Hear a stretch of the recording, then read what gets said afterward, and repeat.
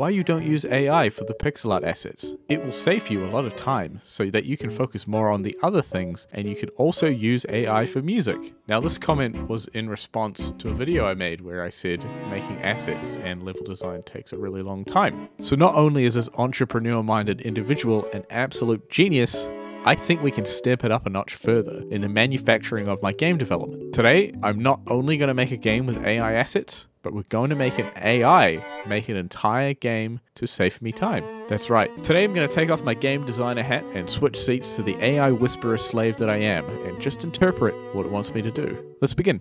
Dear ChatGPT, I'm writing to you to inform you that you must make an entire Unity game for me, so I can focus on other things irrelevant. The game needs to be for PC and can be made in the course of a weekend and have a fun, short loop. Please start by pitching me your $1 million game idea. From there, we'll move on to the code.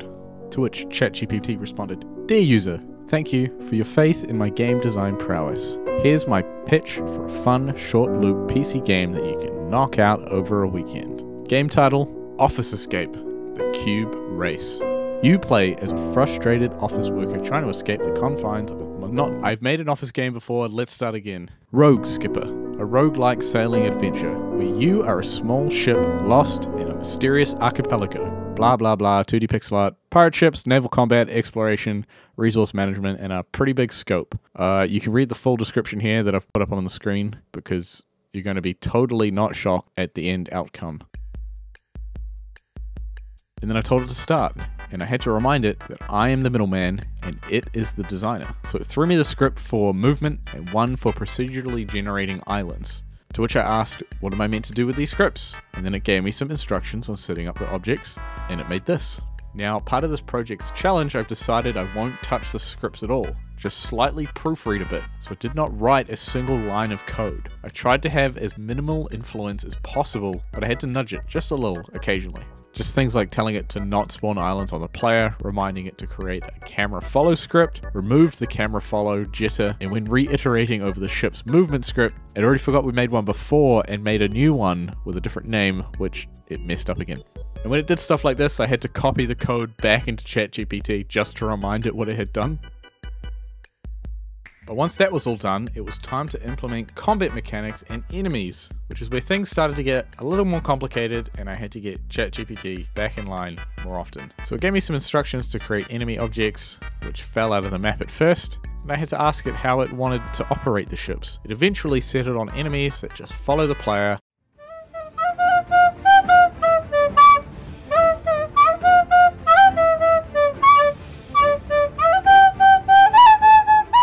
and then came spawning enemies, which just kind of opened up another whole can of worms. I said, but now we don't have any spawn points, I need you to make them, which created a single spawn point script to which I reminded it, but we have a procedurally generating map, remember? We need the spawn points to work with that. To which it created something with tiles, to which I said, what is a tile prefab? To which it tried to tell me that we were using tiles in the previous script. We aren't using tiles for the map generator script you made, we just need spawn points added to the map. It then gave me a new spawn script, which I can't remember what it did, but I said, why don't you just have the spawn points sit outside of the camera? Which it did, but there was one problem. The spawn points stay still when they should probably be moving around the camera. It gave me a new script with a new name. Is this replacing the previous script name? Because it looks like you've changed the script name. And then, you know, it goes on and blah, blah, blah. There was a few more iterations after that, and I think you get the point. Enemies were spawned, bit of combat happened, could shoot stuff out of the cannon. Now you have the idea of the whole scripting process and what went on there. So we're going to move on to something more important, the heart and soul of every game. The part where the most human element of the game design comes in, the art. So to kick things off, I asked it to make 2 pirate ships, which it did. I then had to tell it to separate it and cut them out. Next we need our islands for our archipelago, so it made this, which is kind of hilarious because it drew the transparent background into the image and some of the islands are cut in half. So I asked it to remove it and separate them into individual files, and then this happened. So I ran out of free image generation for a few hours. So I looked up some alternative sites to get these. All of these were pretty awful. And to get anything better or more, you have to fork out money, which is honestly quite funny when you think about having to pay money to essentially steal art. And most of the results were awful and terrible. The only one I used was this cannonball, which I also cut out. Still has the watermark, but who gives a shit at this point? So instead, I took my islands and cut them out manually, which goes against the challenge, but it had to be done. Since that was done, we needed a cannon sound effect and some music. I used 11 labs for the sound effects of the cannon, which is probably the easiest part of the whole process, and it just did what it said on the tin. Then it was over to Beat Oven, which honestly is some of the worst sounding jazz music I've heard in my life. So I put in the prompt, I need an epic orchestral song for a pirate battle with death metal undertones. And not only was everything I tried sounding like complete musical gibberish, they wanted $3 per minute of music generated. So in the spirit of AI, we did a little piracy of our own. I just recorded my desktop audio because it let me hear the full track anyways, and this is what we got.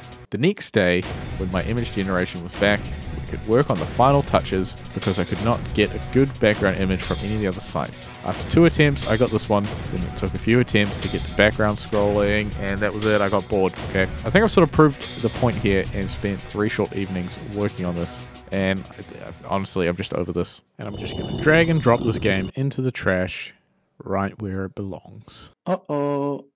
Stinky. So I may not be qualified or know enough information in depth about AI to really talk about it, but I do know that I'm very passionate about art and creative things and game design and music and all that other stuff. And I think it gets to a point where if you take the artist away from the art, you get something that just doesn't feel human at this stage anyway. And it just like, it looks like shit. Like you can see this, you can see the pixel art that it generated. It can't even do it correctly. There's just something so inhuman about the process and how creepy it can look sometimes. I just think once you have that human interface, the art just connects better. Not to say that AI can't be used as a tool, because I use it as a tool. There's ChatGPT. I use it as an assistant in ways that assist me with my game development. Like if I, for example, I was looking to do a power-up system for my game.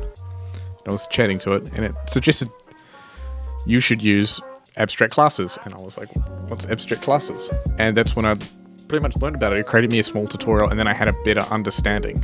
And all it's doing is pulling information from the Unity documentation that you can find publicly online. It's not stealing from artists, I assume. I don't know, someone might have to fact check me on that. It can be used as a tool.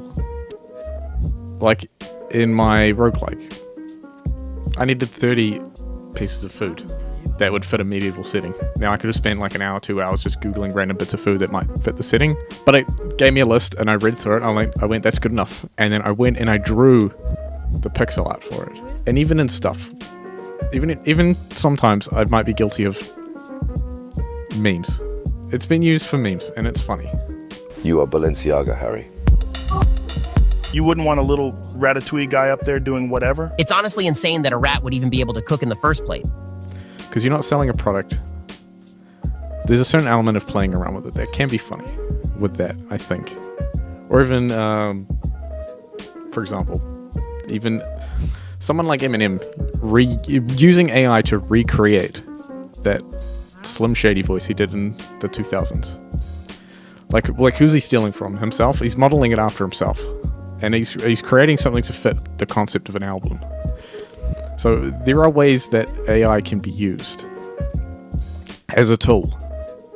But not like this. Not like in this shitty game that I made where it created a bunch of arts to save me time, which it didn't. Really. It's just trash. But yeah, I think that's it. Anyways, if you've enjoyed this video, why not join the Discord? If you haven't, it's linked below. And you can find all my other videos and other things that I'm doing, like not AI games, like real games by an artist. Yeah. See ya.